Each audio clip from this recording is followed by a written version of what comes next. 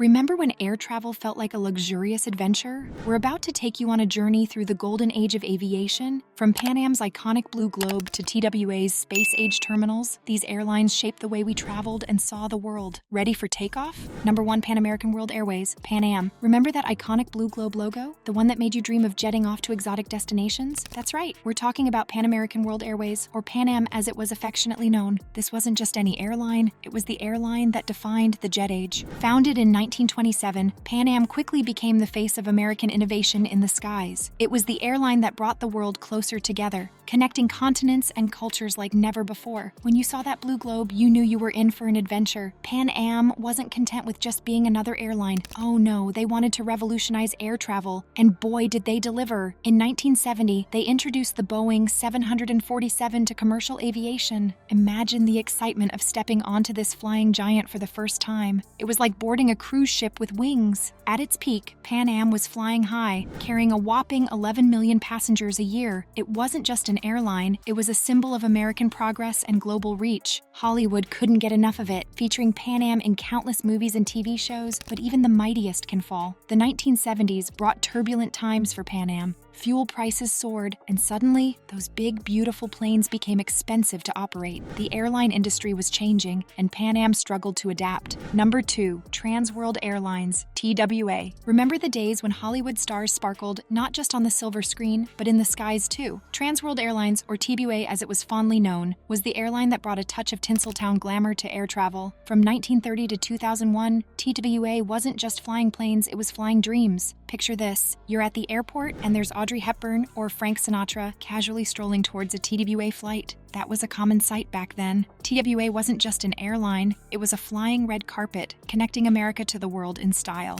But TWA's star power wasn't limited to its celebrity passengers. Ever heard of the TWA Flight Center at JFK Airport? This wasn't just a terminal, it was a masterpiece. Designed by Eero Saarinen, it looked like something straight out of a sci-fi movie. With its sweeping curves and futuristic design, it became an icon of the jet age. Even today, it stands as a testament to TWA's legacy, repurposed as a hotel but still capturing the imagination of visitors. However, even the brightest stars can fade. The 1980s brought turbulent times for TWA. While the airline was busy reaching for the stars, it seems the folks in charge forgot to keep an eye on the books. Financial mismanagement hit TWA hard, sending it into a tailspin of debt and operational losses. Despite its glamorous image, TWA couldn't escape the harsh realities of a changing industry. Rising fuel costs, increased competition, and a series of unfortunate events chipped away at its once solid foundation. The airline that once symbolized American innovation and luxury found itself struggling to stay airborne.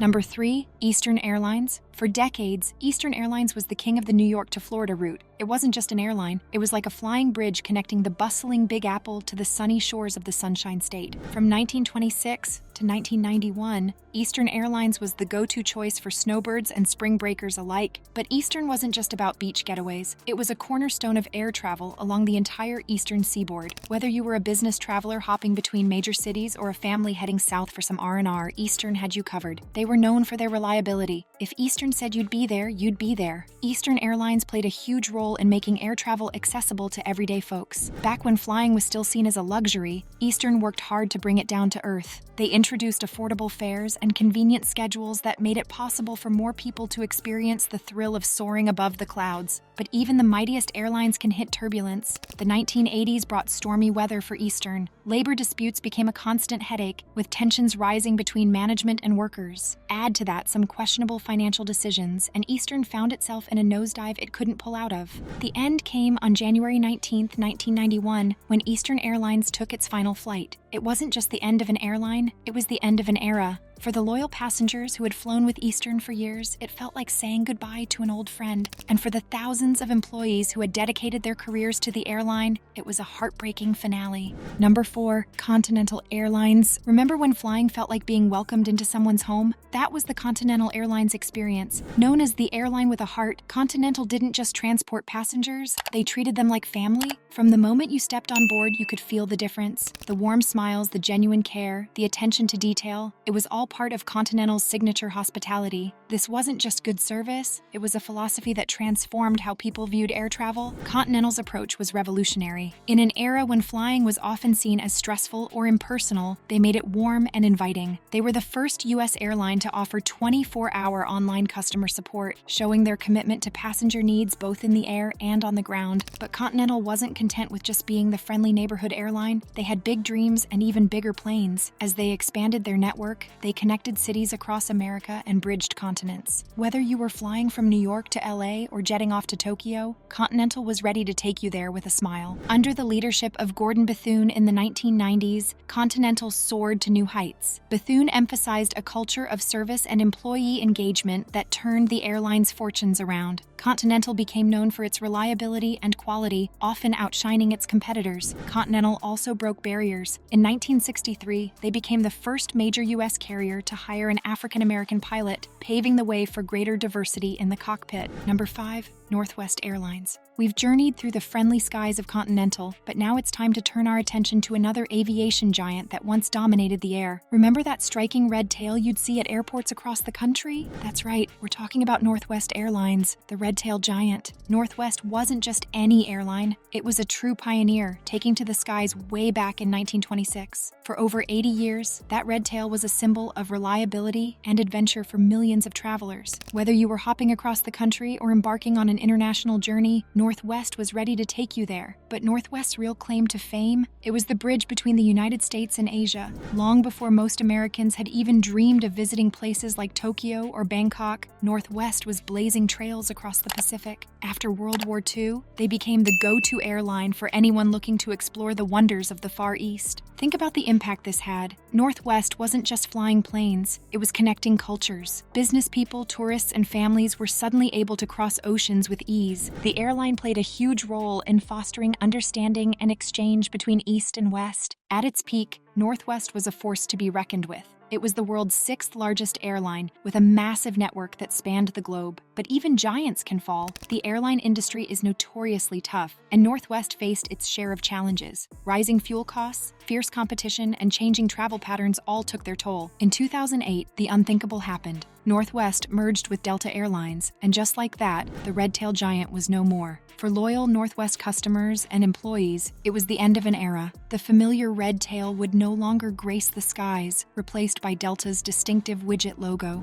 Number 6. Republic Airlines. Born in 1979, Republic Airlines came into existence through the merger of 3 regional carriers: North Central Airlines, Southern Airways, and Hughes Air West. It was like watching 3 streams join to form a mighty river. This unique approach to growth set Republic apart from its competitors. Republic's strategy wasn't just about getting bigger, it was about getting smarter. By combining the strengths of different regional airlines, they created a network that could serve more passengers in more places. It was like they had found a secret recipe for success in the competitive world of air travel. But Republic wasn't content with just merging airlines. They were pioneers in forming partnerships with larger carriers, introducing code-sharing agreements that would become commonplace in the industry. This innovative approach allowed them to punch above their weight, offering passengers the convenience of a major airline with the personal touch of a regional carrier. Republic's fleet was as unique as its business model. They became the largest operator of Embraer aircraft at the time, bringing a touch of Brazilian flair to American skies. These planes were perfect for serving smaller markets, allowing Republic to connect communities that larger airlines often overlooked. Number 7. U.S. Airways. It all started back in 1937 with a little company called American Aviation. They weren't flying passengers back then. Nope, they were delivering mail to small towns in Pennsylvania and the Ohio Valley, but as times changed, so did they. By 1953, they decided it was time for a new look and a new name. Say hello to Allegheny Airlines. This wasn't just a name change, it was a sign of bigger things to come. They were ready to carry more than just letters. They wanted to fly people too. Fast forward to 1979, and guess what? Another makeover? This time they became US Air. Why the change? Well, they were spreading their wings beyond the Allegheny region, and they wanted a name that said, "Hey, we fly all over the USA." But wait, there's more.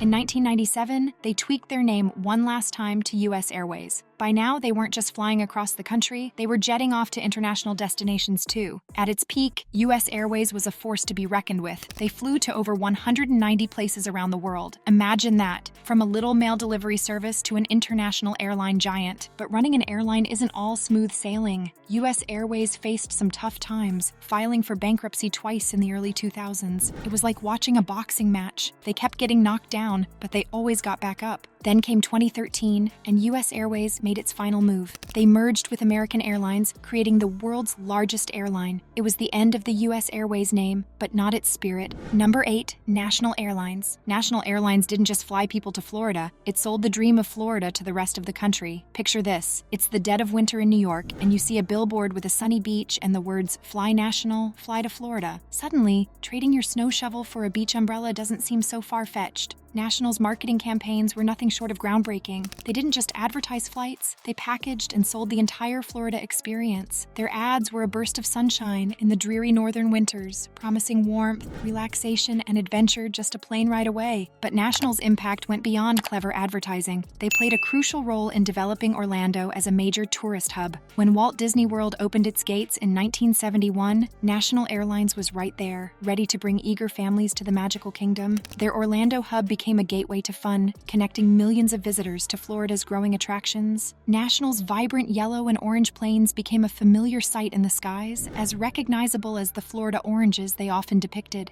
They weren't just transporting passengers, they were delivering a slice of Florida sunshine to every destination they served. Number 9, Braniff International Airways. Picture this, you're at the airport, surrounded by a sea of plain white aircraft. Suddenly, a burst of color catches your eye. Is that a bright orange plane? Or maybe it's lime green or hot pink? That's Braniff for you, turning the runway into a Technicolor dream? But Braniff wasn't just about looking pretty. They revolutionized airline marketing. While other airlines were still stuck in the get-you-there mindset, Braniff was selling an experience. They hired famous designers like Emilio Pucci to create eye-catching uniforms for their staff. Suddenly, flight attendants looked more like fashion models than cabin crew. Braniff made flying exciting again. They introduced the Airstrip, a mid-flight uniform change where flight attendants would remove layers of their outfit during the journey. It was like a fashion show at 30,000 feet. Some called it gimmicky, but passengers loved it. Flying Braniff wasn't just a trip, it was an event. The airline's bold approach extended beyond aesthetics. In a unique arrangement with Air France and British Airways, Braniff became the only U.S. carrier to operate Concorde flights. They painted half of the supersonic jet in Braniff colors, creating a striking half-and-half look that symbolized their innovative spirit. But even the brightest colors can fade. The late 1970s brought stormy weather for Braniff, rising fuel costs, and fierce competition after the Airline Deregulation Act of 1978 hit hard. The airline's rapid expansion proved too ambitious, stretching resources thin. Despite its visual flair, Braniff couldn't outrun the harsh realities of the airline industry. Number 10, Piedmont Airlines. Piedmont started small, connecting cities across the South that bigger airlines often overlooked. But don't let that fool you. They had big dreams and even bigger hearts. As they grew, they never lost that down-home hospitality that made passengers feel like family. What set Piedmont apart? It was their dedication to good old-fashioned Southern service. Passengers raved about the friendly smiles, the extra legroom, and the genuine care they received on every flight. It wasn't just about getting from point A to point B, it was about enjoying the journey. By the 1980s, Piedmont had spread its wings far and wide. They were connecting 95 destinations across the United States, from bustling big cities to charming small towns. Their slogan, "The Speedbird of the South," wasn't just clever marketing. It reflected their commitment to efficient, reliable service. Piedmont's success didn't go unnoticed. In 1989, USA Air, later US Airways, swooped in and acquired the beloved Southern carrier. It was the end of an era, but Piedmont's legacy lived on. The merger changed the landscape of regional air travel, showing how smaller airlines could compete with the big players. Even today, former Piedmont passengers and employees reminisce about the airline's golden days. They talk about the warm greetings, the smooth flights, and that special Southern touch that made every journey feel like coming home.